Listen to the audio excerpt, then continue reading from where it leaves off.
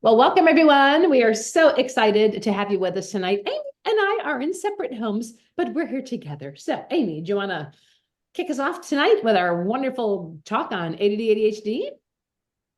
I would love to, Karen. And I've been researching this topic relentlessly for 3 years straight, as a lot of people who maybe had, some underlying propensity towards ADHD behaviors, growing up, it definitely, became exacerbated now that we live in an era where dopamine receptors, dopamine related stimulation, and other environmental things that would naturally exacerbate a potentially, pre-existing uh, likelihood to develop something like this. A lot of people are now experiencing symptoms related to ADHD. And when I first noticed some of those symptoms in myself a few years ago, I became extremely curious on how to help balance the brain chemically and with brain waves, how to do that naturally. Although there are medications for stimulants that can create very similar effects in the brain. So tonight we want to go over what some of the natural ways to do that are. And Karen has some, great tips for how to help the body on a biological level. And I have a lot of tips for how to help the brain on a psychological level. So her and I will be going back and forth.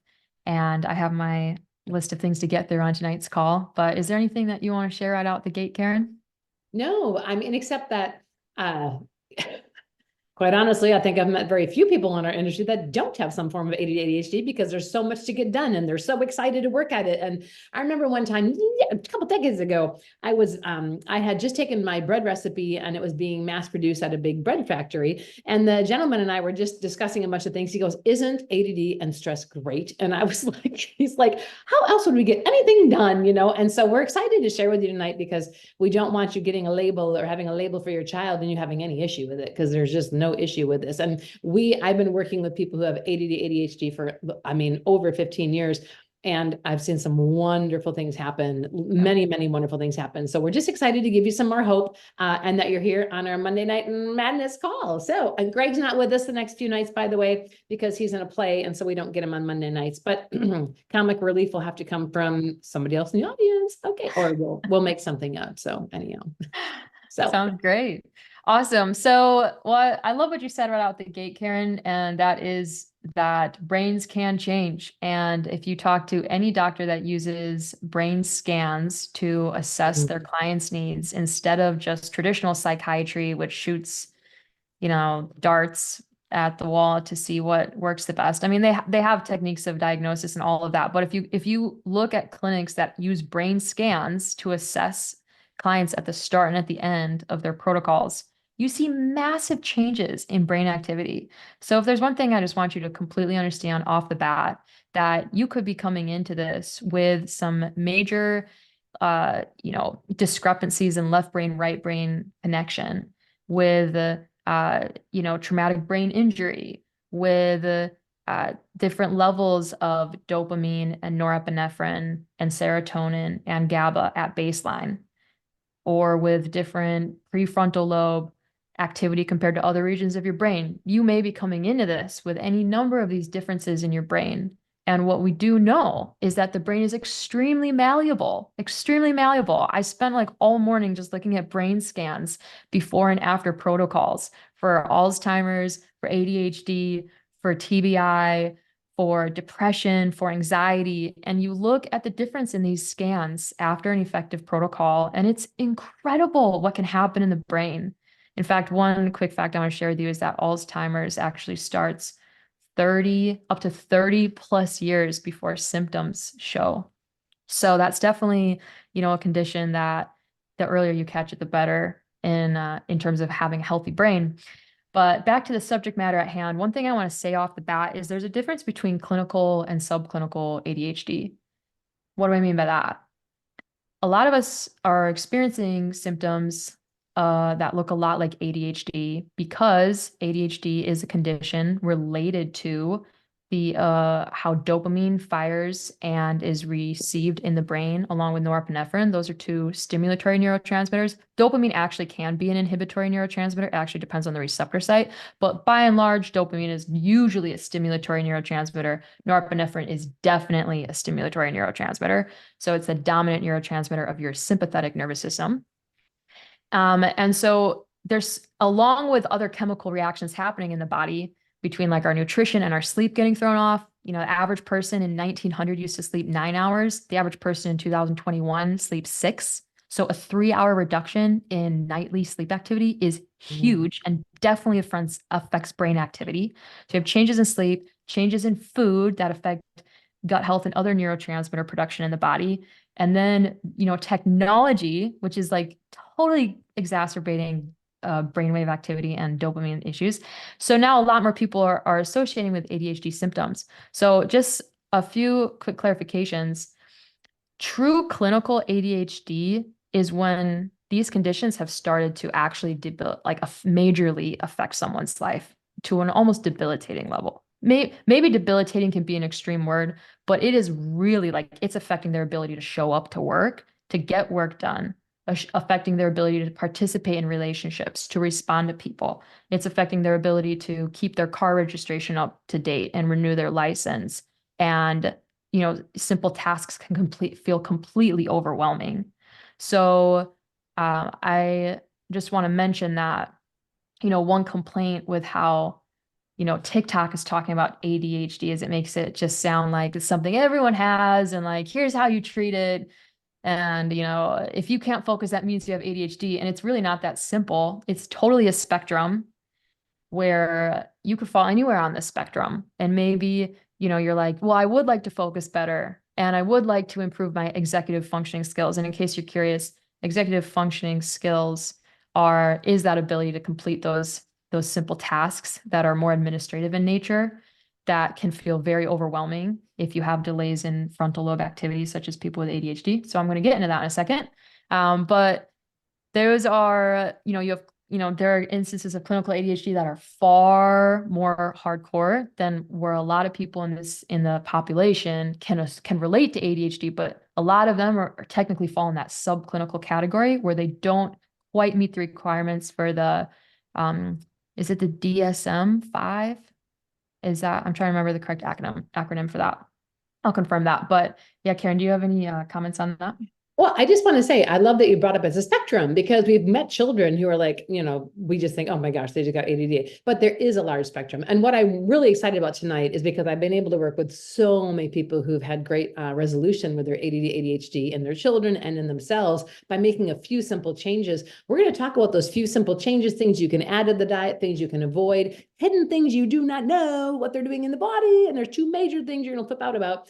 So we're going to share those things with you. At the same time, we'll also look clinically at some of the things that might be going on with the brain. So you're going to get a full spectrum delivery here on Monday Night Madness also. So you get the fun things that we can do right away, things you can do instantly to help your children and yourself. And then we'll also reach the other spectrum, which goes a little more clinical. So again, I'm excited that you mentioned the spectrum because it is definitely a spectrum.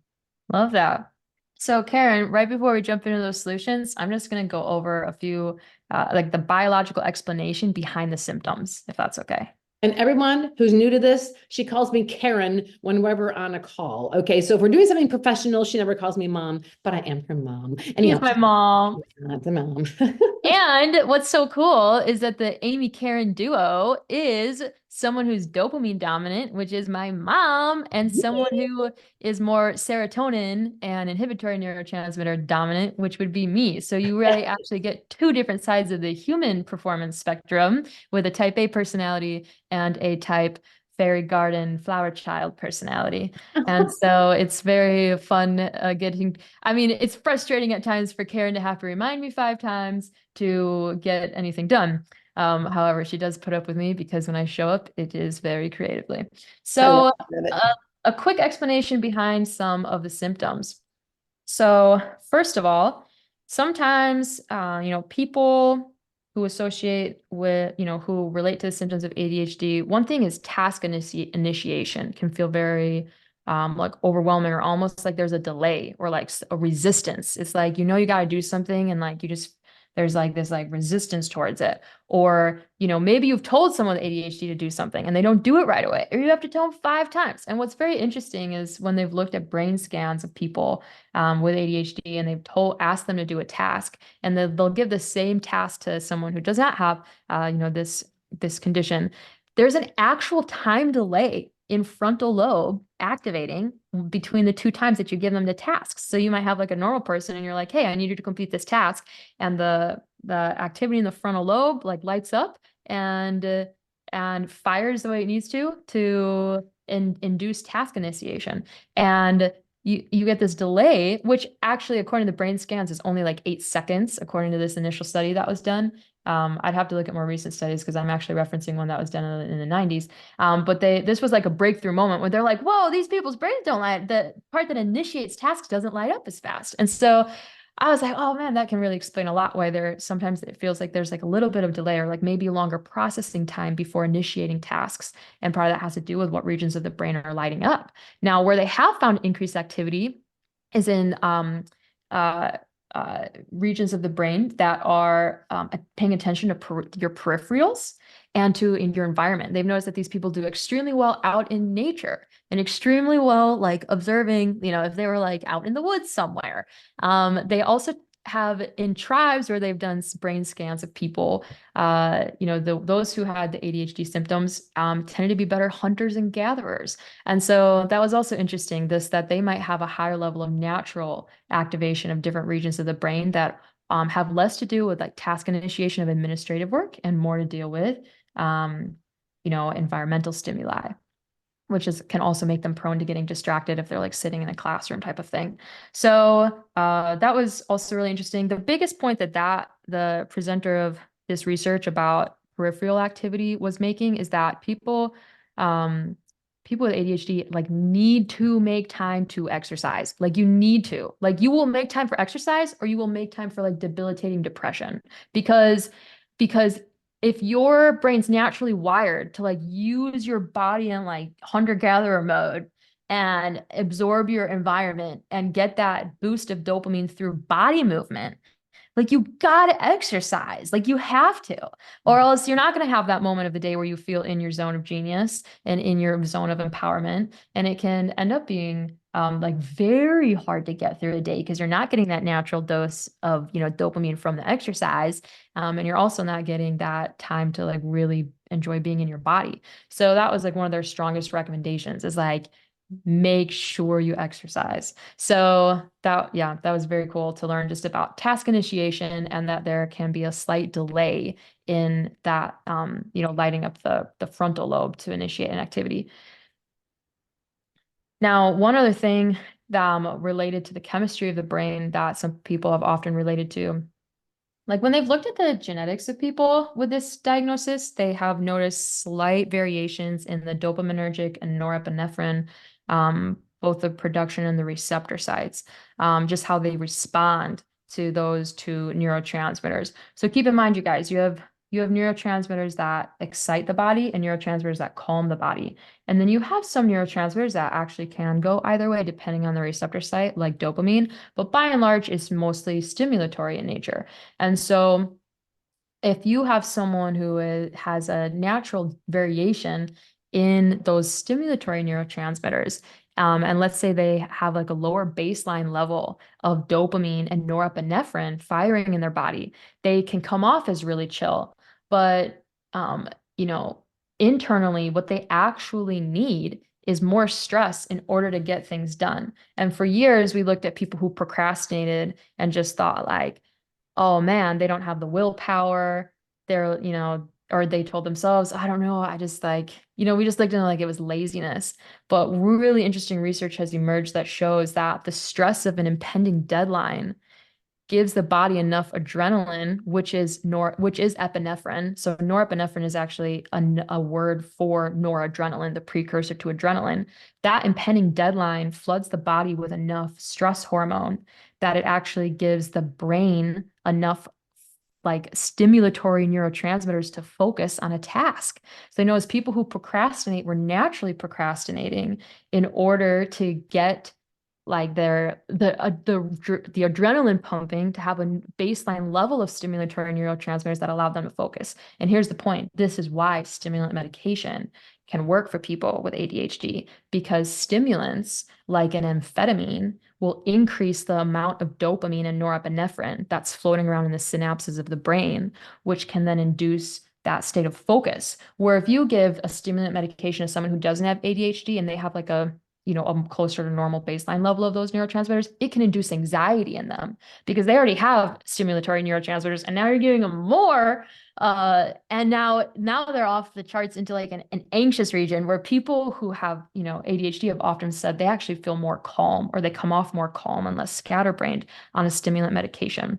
So we're not going to dive deep into stimulant medications tonight, because tonight's call is on natural solutions to helping to balance the brain naturally.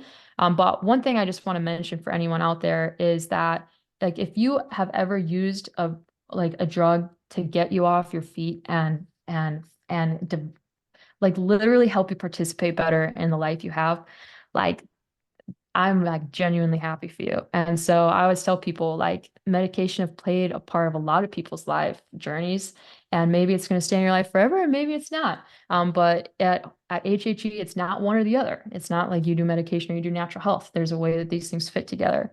Now, there can be damaging long-term effects. There definitely are damaging long-term effects to taking stimulants. So, being able to lower the dose or potentially come off of those can be very helpful for your adrenals and your digestive tract, because you don't want to be in sympathetic mode all day long. But anyway, but that's why it works. Like, that's why it helps produce focus, because you are increasing the mental levels of those neurotransmitters in circulation of your nervous system, and it totally can help you focus. And that's the same thing why caffeine helps you focus. It's a stimulant. It boosts the stimulatory neurotransmitters in your body and can bring it up to a baseline level. That's also why it can induce anxiety if you have too much. So, like, I have a hardcore rule with myself. I can't do more than like 1 cup of coffee. It just like gives me anxiety for the rest of the day unless I like overdose on magnesium. So anyway, so that's just like a little bit about some of the neurochemistry behind some of these symptoms. The impulsivity, I'm still trying to figure out. The impulsiveness, I mean, that's a real thing. Like, you just like walk up, and if there's food on the table, you just want to eat it, or like, something pops up and you just want to do it. And that is actually also strongly related to the dopaminergic signaling in the brain, where It is, yes. you do like, you want those things that just give you like little hits of dopamine all day long, because if your brain is low in that, you're going to be looking for those shots of dopamine throughout the whole day. It can also make you Remember though, Amy, it's not only if your brain is low in it, if that's your dominant neurotransmitter, then you've been running off of it your whole life. So it's not even that it's low, it's just what your body's used to running on. Yeah, so it can be increased amount of receptor sites that you're trying to satisfy. That's where certain addictions can come from. And it could also be, yeah. It is interesting you mentioned that, Karen, because it wasn't, when they were doing like analyses of these people's brains, it wasn't a deficiency in everyone's brain. You are totally correct. It just was a variation in dopaminergic signaling. So that's not to say that it's always a deficiency.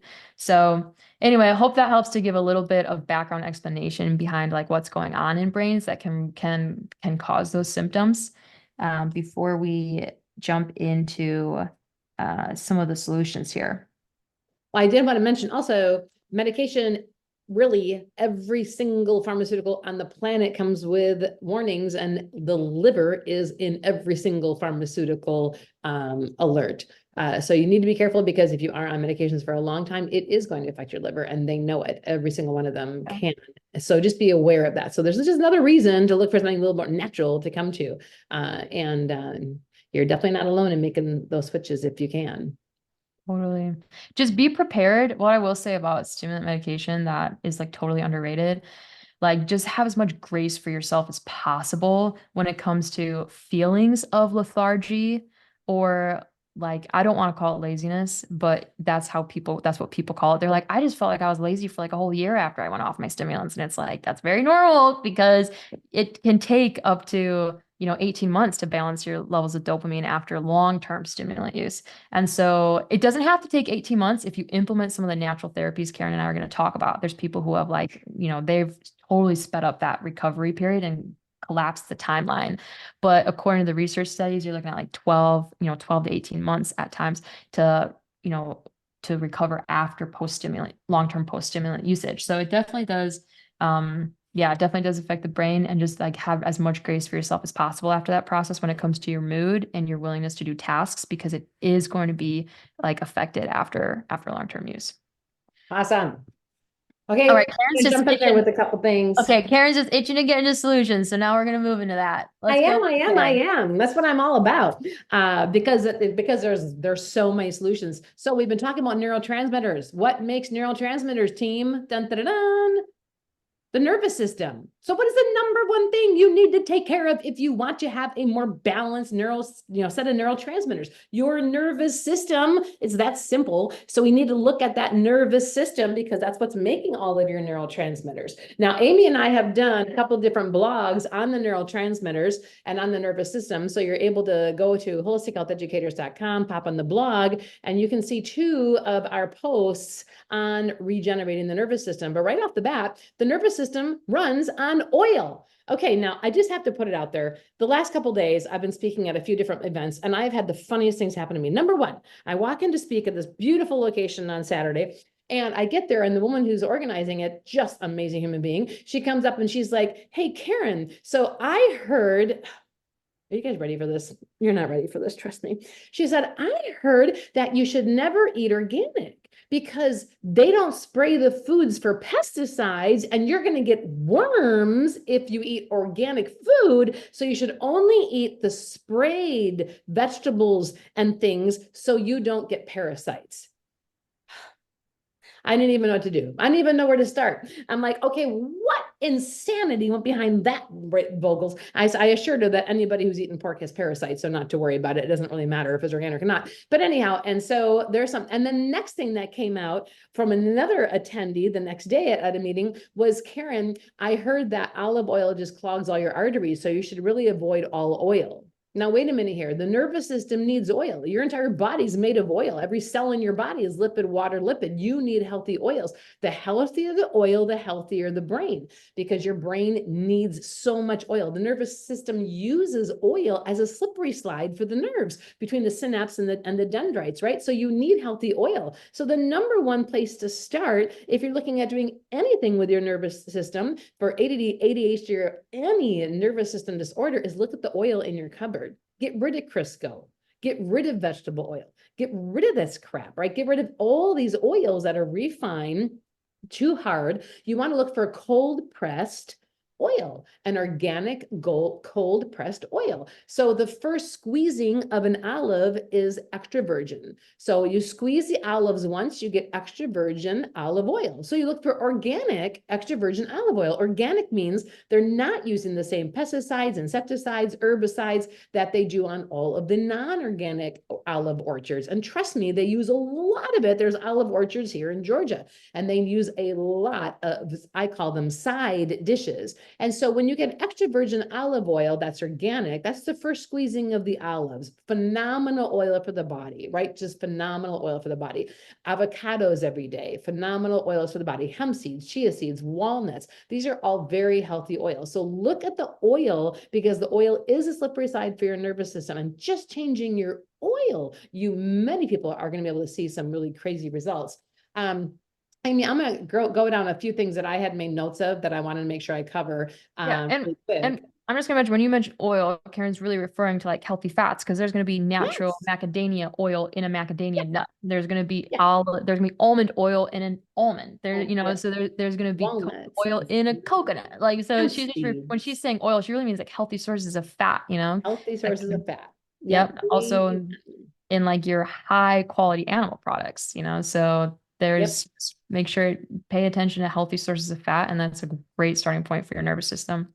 It will be. And then while I'm on my rant about side dishes, think about what herbicides do.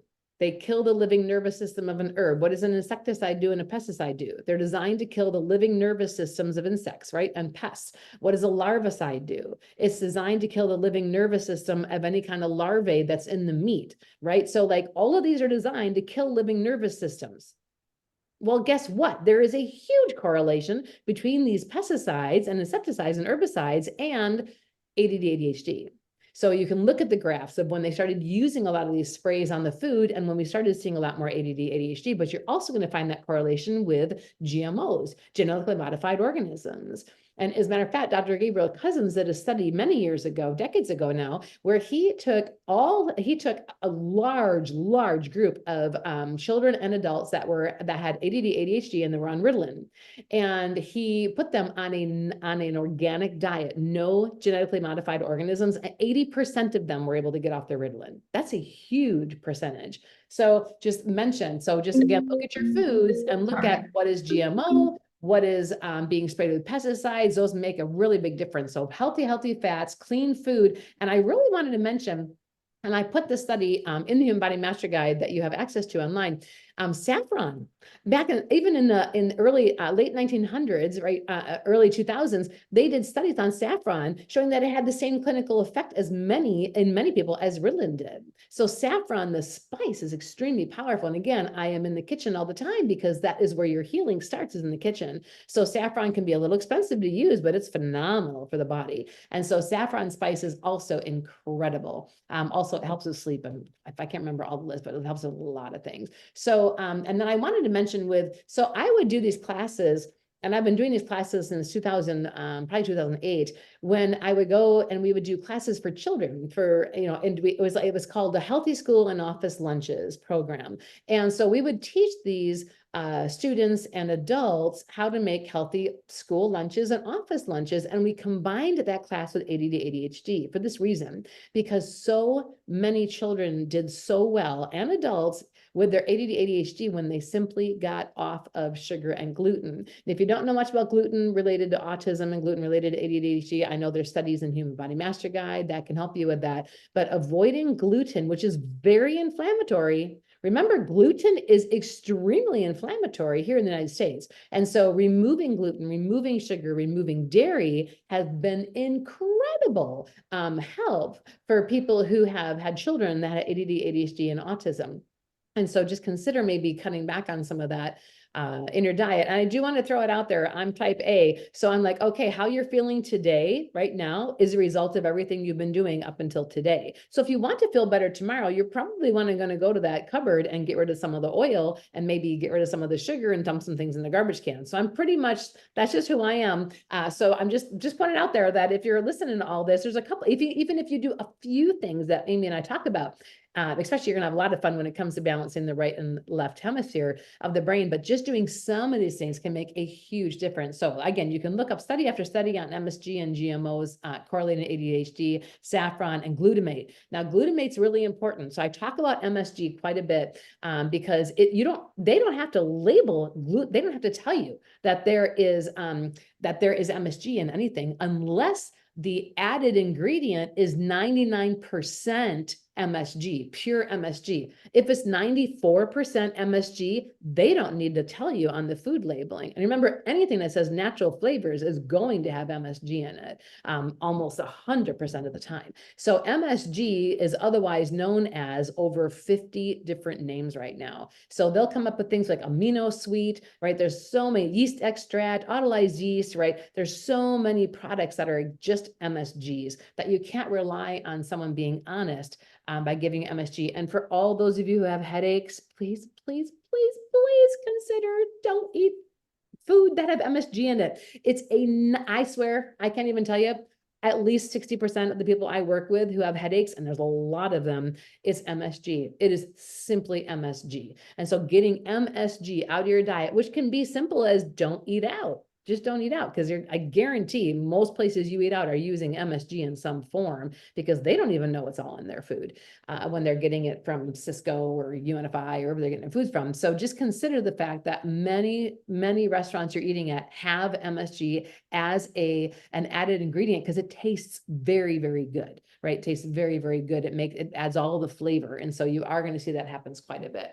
And then I can get into some of the healing modalities after you talk, Amy, but the main one I'm going to throw in for anybody who's got to cut out earlier is cranial sacral work. So cranial sacral and chiropractic work for the nervous system. Again, this is the nervous system. So your nervous system is that wire of brain, right? You have all those wires in your brain coming down the spinal column, and that's your nervous system, except for the cranial nerves, which don't go down the spinal columm. But anyhow, so you have these 31 sets of nerves, they come down your spine and they go out through the vertebrae, boop, boop, boop, boop, you know, in between all the vertebrae, and they go out to your organs, glands, and tissues. If your vertebrae is kinked, then all of the signals going to that part of the body, whether it be the thymus or your hypothalamus, or over to your left arm or your right arm or your ovaries, your stomach or your pancreas, they're being kinked. And so a chiropractor helps you to keep your spine straight. And so going to a chiropractor at least once a month would be an amazing place to start for anyone who has a nervous system disorder. So Amy and I aren't here to sell you a bunch of pills, actually any of them. We aren't here to tell you, take this and take that for the rest of your life and you'll be happy. We're here to show you and explain to you why you might be dealing with ADD, ADHD, or any of the other spectrum of things we talk about, because eliminating the cause is going to help you faster than taking any pill really ever will. So again, just consider going to the chiropractor, find a good cranial sacral therapist. They're amazing. They work with the cranial nerves. Chiropractor works with the peripheral nerves, and you're going to be able to see some great results. Okay, That's Amy, I amazing. went on a tangent. No, it's amazing. And Rochelle added to that list along with the MSG to avoid the artificial sweeteners, for the headaches. That's a huge one. So thank you for adding that in, Rochelle. Yeah, And I will the taste that kills is a fantastic book, by the way. The Taste That Kills. Check that one out. amazing. And totally. And just to add to that, Karen, you said it's going to work faster than anything else will. I definitely will mention it might not always work faster than a stimulant, but it's going to be way more long term and involve way less of a roller coaster than going up on a stimulant and down again. And so that is one thing I'll say for anyone who's choosing to go the natural route. Like a lot of psychiatric conditions, it can take longer. But that's because you are truly addressing what is getting things out of balance in the first place. So definitely got to have the patience with that. But sometimes it is faster and more effective. So just keep that in mind. Keep that in mind. Love everything you were talking about related to nutrition, other biological things that just super help. We're going to get into the psychological in a minute, but strictly biologically speaking, that morning sunlight in the morning, getting, instead of like waking up and scrolling, waking up and going on like a 10-minute walk outside getting direct sunlight on the eyes, insane game changer on what that's going to do to your nervous system. So if that's not already a habit you have to like go on a morning walk or just get outside and get direct sunlight on your eyes for at least 10 minutes a day, that's like the one single thing I would tell anyone. Do not even go to your supplement cabinet.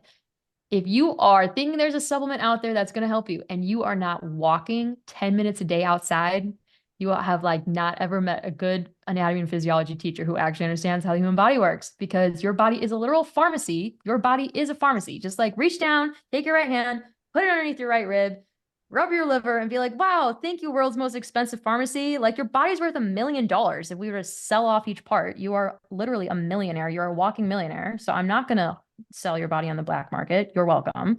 But if you were, it'd be worth $1 million. So keep that in mind. Your liver produces so many chemicals for you, along with your entire nervous system. And if you want better chemical production inside your body, you have to walk outside. There's no other way. There's no ifs, ands, or buts. This would literally eliminate half of the supplement market if people just started going on walks outside in the sun. So I hope you can hear the conviction in my voice. Nothing changes my mood faster than going on a walk outside in the sun. So that's one of the biological needs that we have alongside the nutrition. And then the other thing I want to mention is as far as brainwave activity goes, for anyone who's seen, brain scans or is aware of the concept of beta wavelengths, alpha wavelengths, theta, and delta wavelengths. Your brain is meant to switch between different wavelengths in different lobes of your brain, depending on the activity you're doing throughout the day and obviously when you sleep. And what can happen is there can be dysregulation in brainwave activity between lobes in your brain. And if anyone can relate to anxiety, it's where and this is also directly tied into heart rate variability. But you can just have this like high beta, which is really good for critical thinking. But if you guys have ever been laying in bed and your brain is critical thinking when it should be putting you to sleep, that's gonna give you insomnia. So you want critical thinking at certain times of the day. You want that high beta, but you also want to be able to drop into alpha, and you also want to be drop into theta, and then be able to drop into delta. That's healthy to have variability, right? And so music is so helpful. And I already mentioned this on a call 3 weeks ago on nervous system regulation. But in addition to great YouTube videos out there, Brain.fm specifically designed their sound therapy clips for people with ADHD. So if you want to help focusing or falling asleep or taking a 20-minute nap, their sound waves are epic. I love it. It's like $6.99 a month or something like that. But great sound waves on there. But you can get sound therapy from so many sources. Like the AO scanners got them. There's all these devices these days. There's all these apps and YouTube videos. But utilize sound therapy, because the cool thing about sound therapy, so you can change someone's brainwave activity by taking them through a cognitive behavioral therapy, like through talk therapy and through changing their thoughts. You totally can change someone's brainwaves by changing their thoughts. However, if you want to bypass the region of the brain that needs to conceptualize things, use sound therapy. Sound therapy like literally bypasses the region of your brain that makes you have to think about things, and it goes straight for the primal region of your brain that controls brain activity. And sound therapy, ask Amy, sound therapy makes Amy dance. So it is always very helpful, because when you put sound on, you just want to do something. You want to move the body, do you not? So Yeah. I am a huge proponent of dancing. So making sure that you can get up and let out some of the energy, have the kids let out some energy. The biggest thing, so we were talking about homeschooling because Lily and Kevin are building a house over here, and a couple of my daughters have houses over here. And I'm like, we can't wait, because Greg just wants to homeschool all the kids. Like, he's just a walking brain. He's like, I can't wait. We can homeschool all the kids. He goes, and all those boys are going to play, and those girls are going to be outside playing. And I'm like, I know, getting out there and exercising and moving and playing is so important. So when your kids come home, I do not care if your teachers are like, oh my gosh, your son was, just ignore them and get the kids outside and play and play and play. I cannot make enough. I can't stress that enough. So dancing and moving the body, just incredible. I love that. And yeah, movement is one of the very few activities on planet Earth that successfully brings the brain into balance, in terms of like that proper balance of different brainwave activity in each lobe. So And very effective. I want to mention a couple of things really quick, Amy, if that's okay. I just want to mention grounding, because grounding is huge. And so often that's why getting outside and playing is so beneficial, because most likely those kids will end up on the ground and they'll touch the earth. And there is something magical that happens when you have that electron exchange from positive ions to negative ions. So these kids who are sitting in a school in front of, these kids all sit in front of smart boards. Hello, if you don't know this by now. And some of you are also, you're in front of smart boards and computers, and you've got your telephones or multiple telephones, and you're in a car. Please don't get a Tesla. Anyhow, that's so terrible, all that electricity. And so you're literally like charged. You feel charged and you are charged. And so when you have so many positive ions that are bouncing off the bodies and coming into the body, you need to ground by simply laying on the grass, getting on a grounding mat, sleeping on grounding sheets. It is amazing, the night and day difference in children. And I have recommended this countless times to my clients who have children who don't sleep through the night, or their husbands, or they don't sleep through the night, or they're just really reckless, they're full of anxiety. And I've asked some of my clients, have been like, so how long has it been since your 18-month-old has touched the ground? And I remember one of them was like 7 months. And I'm like, oh my gosh, so like, we cannot under underestimate the power of simply touching the ground, going fishing, touching the fish, putting the fish back into the water, right? Doing these things where we are connected to Mother Nature, digging holes and burying toys and playing marbles on the ground, just all these things that we can do. And two of the children that come here, we just consider them our grandkids because they're here all the time with our full-time staff member. But they come after school and they're outside and they're playing all the time. And I'm telling you, you get grounded and they're falling off their bikes and they're playing football and they're playing frisbee. Getting kids playing and grounded is a night and day difference, and it will help you as well. So that's a big thing. And then Amy, I just need to put a plug in for Karen's Calm. I just ordered 50 more. They're on their way from our lab. But the Karen's Calm, the homeopathy blend, oh my gosh, I should just read you the last testimony I got. So you guys pull that up while I pull it up, because I get testimonies on this all the time, but this one that came in is really, really cool. That's epic. Want me to read it? Yeah, that'd be great.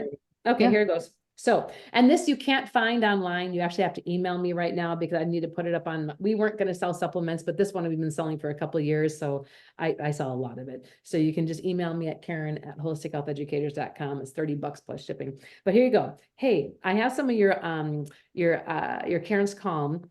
And it has sat on my shelf because I got it with my V1, V2 kit, which we did for COVID. She goes, but now I am in awe at this miraculous effect in my family. My 9-month-old can finally sleep throughout the night now. My 5-year-old grandson was sick and he became angry and out of control, and it went to the rescue within 60 seconds of giving it to him. The rage was gone, sleep was immediate, and he slept for hours. Now I give it to him most nights before he falls asleep, and his brain just completely calms down. 2 other grandsons were screaming and yelling at each other, and here comes Karen's Calm. They each went calmly about their own business. I always thought of it as useful for anxiety, but now we actually use it for everything. And even when I was out last weekend with family, we had a little baby who was waking up, each night and early in the morning, and we gave the baby a drop of Karen's Calm, completely calmed down. So homeopathy works. So if you don't have access to Karen's Calm, go get something like Be Rescued. It's not as powerful as Karen's Calm. We actually haven't found anything as powerful as Karen's Calm because we created it for COVID. It has a lot of the remedies from Be Rescued, if not all of them, but then we have many, many more remedies in there. So I just want to mention that homeopathy does help calm children. Orchid essences, any kind of flower essence, very, very, very powerful for animals, children, and adults. So amazing. Cool. Thank you, Karen. Thanks. Yeah, that's the neat thing about orchid essences, flower essences, homeopathies, and essential oils. A lot of these things like work at a frequency level, not just a chemical level, and that can have an even faster effect on the body. So that's amazing. And just be careful with your essential oils, because the same way you have stimulatory and inhibitory neurotransmitters, you also have stimulatory and inhibitory essential oils, right? So like lavender is going to calm you down. Peppermint can help increase your alertness. So just, don't grab any old essential oil. Look up what it does. That's epic, Karen. And I love those. So thank you. I am going to move on to other forms of therapy, and we're going to come back to the chat section at the end of the call, because I do want to answer some of the questions that were just thrown in there. Now, we've been spending a long time talking about helping satisfy the body's biological needs. I want to address a big thing that affects what neurotransmitters get produced in your brain and whether your thoughts are putting you in a parasympathetic or sympathetic mode. And that has to do with psychology. So in addition to the biological things that can help the brain and nervous system become balanced, for me personally, in my personal journey with, my intention has always been to be able to be more functional at my job. Having a desk job has been extremely challenging for me, because I much prefer other types of tasks than administrative work. And the amount of negative mental dialogue that came with my own huge amounts of resistance I would have towards administrative tasks. I mean, for I don't know, 3 years straight, it was just like inner mental negative criticism and chatter about like, oh, you sent that late, or like you're being delayed on this. And there's just so much inner chatter that can come along with this. So I'm going to take you through both some therapies that involve other people, but then also some things you can do with yourself to actually free up the bandwidth in your brain to be able to focus on what you need to do in a day. So it's not just consumed with your own analysis of what you're doing right or wrong. And one thing I want to mention right off the bat is that it's an extremely worthwhile task, taking the time to look at your own thoughts and ask yourself, what amount of my stress or my assessment of this situation is real and is merited, and what amount of my stress is self-created, and what amount of my suffering is self-created because of my own judgment of myself and my own judgment of the situation. I just got back from Mexico, and I changed that flight changed 5 times. A couple of them had to do with me, and a couple of them did not have to do with me. I originally booked a flight for Friday, realized I had totally overestimated what I could get done, and I was like, I'm not going to make my Friday flight. To call my sister, I'm like, hey, I'm so sorry. I need to push my flight back because I like overestimated what I can get done, and I need to fulfill my work obligations. So she was totally crushed, but she was like, okay. So then I pushed it back. And then I get to the airport, which is 2 hours north of me and 20 minutes away from the airport. And this is 5 a.m. I realized I forgot my passport. So I get to the airport and I'm like, oh, I don't have my passport. I'm like, maybe the gate agent will let me, pass with my passport card and a license. Absolutely not. So I'm like, okay, have my sister, throw my passport on a shuttle, but she gets there 3 minutes late. So then it comes on the next shuttle. So my flight pushes back. And then I didn't get checked in on time. So then anyway, I'm in the international area for 14 hours. Flight changes 5 times before I actually made it out of the country. 3 years ago, my inner dialogue would have been like, you're a horrible sister for changing your flight in the first place. You forgot your passport? How are you supposed to run a company if you can't even remember your passport? Now you're stuck in the airport again.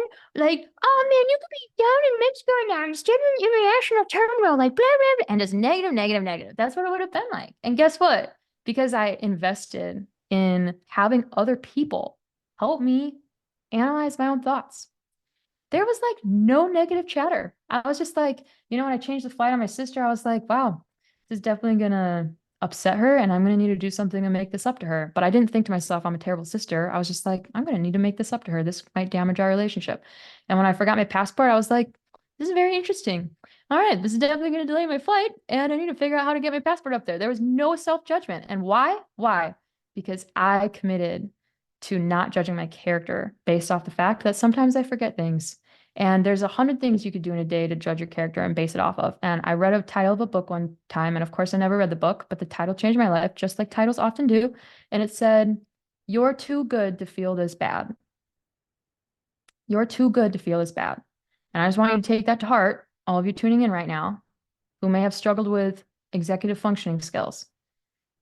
I think one of the biggest reasons why people who finally get an ADHD diagnosis or hear other people talking about ADHD kind of latch on to that title is because now all of a sudden they have something to understand why they're functioning the way they are, instead of just thinking they're a horrible person that's forgetful and lazy and doesn't care about their friends and doesn't care about getting back to people. All of a sudden there's an explanation for them, because the amount of negative dialogue that can accompany someone who struggles with executive functioning skills in the 21st century, which is highly unnaturally administrative in nature. We are not out there harvesting berries and hunting animals with bows and arrows anymore. You have to keep a car registered. You have to file your taxes. Sometimes you have to sit in front of a computer for 8 hours a day. I mean, nothing about this situation is natural. And we have a bunch of people beating themselves up because they can't keep up with it. And how much sense does that make? It actually just doesn't make sense. So if there's one thing I want you to commit to right now, it's to not beat yourself up over the fact that maybe your brain's wired a little differently, or maybe due to some decreased brainwave activity, certain things slip through the cracks. You have other redeeming qualities. And I chose not to beat myself up for forgetting my passport, even though, my other friends, that would have been the first thing that they grabbed. Of course, I was planning what earrings I was going to wear with my frilly dress out to eat, when I go dancing bachata with my sister on the downtown streets of Tulum, of course that was prioritized. Definitely had the outfits on point. Passport, not so much. Didn't really make it into the list of priorities. So I forgot it, but I'm not going to beat myself up over that. Okay. So that's one thing I just really want you to commit to, first and foremost, is alleviate the mental bandwidth of making very faulty character claims about who you are, your goodness as a person, your intentions, how much goodness you bring to this world. Just give it up, beating yourself up over silly stuff. Okay. Give it up right now. That does lead me to my second point, which is one big flaw in therapy these days is there's such a heavy emphasis on why are you not feeling well and what's going wrong and what behaviors do you want to change. And in my ideal situation, therapy would be at least 50-50, if not higher amount of time spent on understanding your strengths and your unique blueprint. If you have never had like your birth chart read to you or done personality assessments or met with someone who can help you understand your natural design, and I'm not just referring to human design. I mean, I got like personality assessment recommendations for days, but you guys got to learn your strengths. Like you got to learn your strengths. Like you are not wired the same. And I've mentioned this on past calls, but if you have one personality type and you are comparing yourself to how another personality type functions, in other words, I don't know, let's say you're like a really creative artistic person and you're comparing yourself against like type A personality businessman in your field, like you will be miserable because you're comparing a fish to a bird or a bird to a fish. Okay. It's just different. So you've got to invest in understanding your strengths. I really recommend like if you have never been able to have a session with someone who can focus on that with you, it'll be one of the best uses of your time. So learn your strengths and attach yourself to that instead of just attaching yourself to your weaknesses. Is Sarah on the call? Sarah is on the call. Yep. Sarah, throw your email in there because Sarah does this. She's amazing. So she works on our Mhm. staff. She's incredible. She does a strength analysis. So Sarah, throw some information in there. Keep going, Amy, but I just wanted to mention Yeah. that. Yeah, totally. And this can come in so many forms, you guys, when it comes to like understanding how you're built and understanding your strengths. But like, yeah, anyway, I am going to keep moving along. But if you notice your thoughts are disproportionately focused on your weaknesses, yeah, you can try to address your weaknesses, but you're still going to be miserable because your brain's wired to focus on your weaknesses. What you actually need to do is become aware of like what your superpowers are and what you bring to this world and spend your time focusing on that. And then your weaknesses will just be something you manage. It's like, oh, well, how do I manage my weaknesses better? Like, oh, I'm very impulsive. So I try to train my brain to be like a little puppy dog that I'm like, hey, stop getting distracted and just sit down for a minute, okay, kid? Like I know you're like a puppy dog and you would lick everything around you if you could, but you need to sit down right now. So you just learn how to manage your strengths and you're no longer like beating yourself up for that. Other therapies that actually help balance the brain on a clinical level. So, in other words, they do brain scans of people before and after therapy, and they're like, wow, this person's brainwave activity, the amount of not just their brainwave activity, the amount of circulation and the amount of left brain, right brain connections and the amount of neurological connections changes after they receive these therapies. So, Karen already mentioned cranial sacral therapy. Somatic therapies can be extremely helpful. Hypnotherapy can be extremely helpful. Psych K, and that's spelled PSYCH-K. Psych K, like psychological. Psych K, also very huge on balancing left brain, right brain connection. Uh, I've never personally done the EMDR, but that involves rapid eye movement and can also help re-stimulate brain connectivity. Any form of releasing, trapped emotions. A lot of times when there's trapped emotions that are painful for the body, your body will actually just like dull that, dull that whole like time frame of your life. And when you have that many memories that are now getting muted out, you actually have less brain activity. Like they've looked at people who have like severe traumas and their brain is just less lit up. So going to therapies to help work through some of that can like relight up the brain. That can be very helpful. Um, and that can include normal talk therapy too. It doesn't always have to be something like really unique. And in fact, there are a lot of like subcategories of like bio-neuroemotional technique. A lot of people have come up with their own techniques that combine both mechanical and cognitive forms of therapy. But there's another one, brain integration technique. There's just a lot of therapies out there that help you process through emotional wiring. Catherine Adamson, she does phenomenal work. She's also in our network if you need to meet. She does neuro-linguistic programming.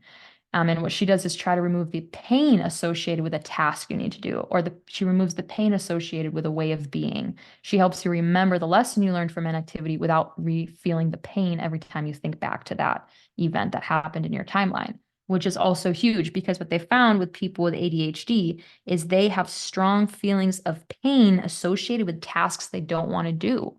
And that's why that's another reason they procrastinate, is because it's less painful to procrastinate, and only until the pain of the consequences of not doing that thing is higher than the pain of doing the task will they finally do it. So there's like a whole quote, like this one gentleman, he's dedicated his whole practice to just helping people remove the pain associated with the task so that it's no longer, more painful to do the task than it is to procrastinate until the consequences build up enough. Because it's all pain aversion. And so I love that concept of letting go of the pain. So there's just so many different forms of therapy out there that can help, remove some of that pain and help the brain light up again, which can be incredibly helpful for balancing the brain across the board. And I just really recommend you try out different therapies. And because that's helped me out so much. My executive functioning skills have improved so much, you guys. I'm like checking off my checklist now. Like I get so much stuff done. And I'm like, man, I had so much resistance towards some of this stuff for the longest time. And it's been this like slow and steady race of trying to regulate my nervous system and getting some of these therapies and improving my left brain, right brain connection and learning about my strengths. That's really helped. Okay. So those are some of the therapies that I wanted to go over, Karen. I have Awesome. I have Thank you. one last thing to cover, but I'm going to hand it Okay, over you have a minute and a half. Run. do And you. then we'll stop the recording and then we can keep yapping, but I want to make sure we keep the recordings under an hour. All right, guys, you're just going to get the rest of my list right now. Boom. This Do was it. the final checklist for tonight, was on tips for overcoming overwhelm paralysis and improving executive functioning skills. So if anyone can relate to like you have like you need a full there's so much to do, you just get overwhelmed and you're like basically laying on a bed like a pathetic fish. Okay. And you're just like scrolling on your phone. And you're like, I have so much to do. It's not even funny. Like, I need to fold my laundry. I need to get back to these 10 people who texted me. I need to do this thing for work. I need to do this thing for my personal finances. Probably need to clean my car. I need to go over and do this and help this one person. I had these other 15 intentions this past week that I want to do. There's so much to do. You just get overwhelmed. You literally just don't do anything. You scroll. That's what's called overwhelm paralysis. And that's due to the inability to, uh, uh, it's not just compartmentalized. It has to do with like time space awareness. But I want to give you my number one most useful task for when I find myself in that situation. So sometimes when our to-do list is so big, we don't know how to prioritize it. We're like, this person's waiting on me for this. This task affects all those people, so I should probably do that first. And oh my gosh, this task affects like an entire country, so I should probably do that one first. And we just actually struggle to know how to order this list. And this is going to be opposite of what your natural tendency is, but I'm telling you guys, try this out. Okay. And I developed this for myself, but then I later found out this is actually backed by science and other psychiatrists recommend this model. I developed like a mental image of circles of influence where like me and my human bodies in the first circle, and then my immediate environment is in the second circle. And then family and friend obligations are in the next one, and then work and community. And it just kind of gets bigger and bigger. And sometimes when we have such a big list, we naturally default towards doing the ones that involve other people. Because we're like, other people are waiting on me. I need to help other people. We're thinking like that's what we need to do first. But you actually need to pause and realize you'll be so much more powerful if you can take care of the center of that circle first. So I have this new thing where if I get overwhelmed, I mean, I usually do I've gotten really good at reaching out for help to involve a friend and even just involve them in my own overwhelm paralysis, let alone involving them in the tasks itself. But if you're not going to do that yet, I start off with my center circle and I'm like, this only needs to take 10 minutes. I'm going to get hydrated. I ask myself, am I hydrated? Have I eaten a healthy meal today? Have I gone on a walk? And am I out of my pajamas yet? But the pajamas actually doesn't even matter as much as the hydration and walk. So like my go-to thing is getting water and going outside on a 10-minute walk. And I like do something to take care of my biology. And then I move into the next circle, my immediate environment. If my room or my laundry is the mess, I know it sounds like the other stuff's more important. The car's more important. The work's more important. The family obligations.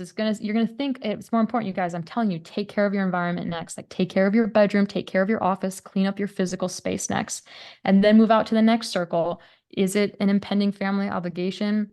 Is it something else? What are you avoiding at this point that really should happen next?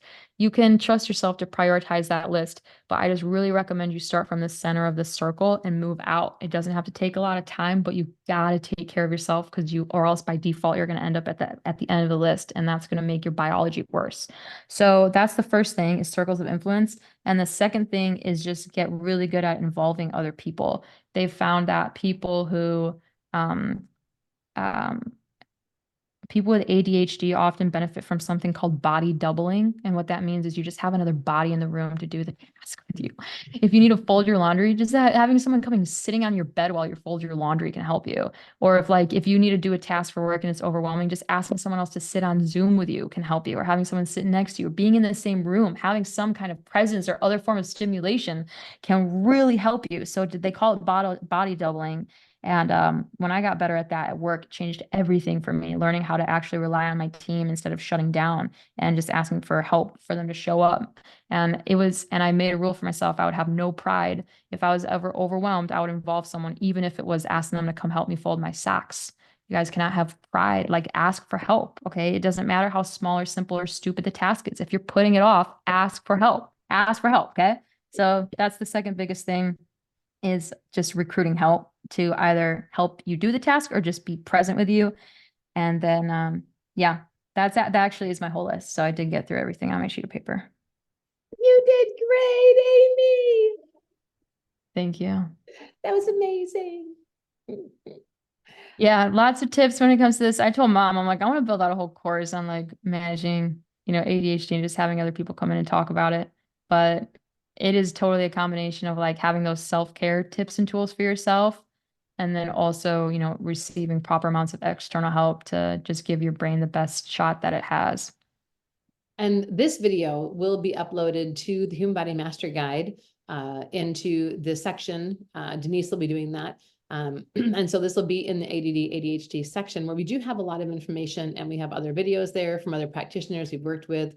And we're always uploading the Human Body Master Guide. That's why you're here. So we have staff that works every single day at uploading new videos, new information. I send things in that I find that I'm like, oh my gosh, just research this, pop this up. And they are amazing. Denise Humphrey is leading that. She is in charge of all of the new information going in. And so again, we're so thankful for our entire staff and for those who work exclusively with the Human Body Master Guide. And Denise, thank you so much for airing that up. I'm going to end the recording right now. We look forward to seeing you next Monday, because you are learning this because you You are are the the master master of your your body. body.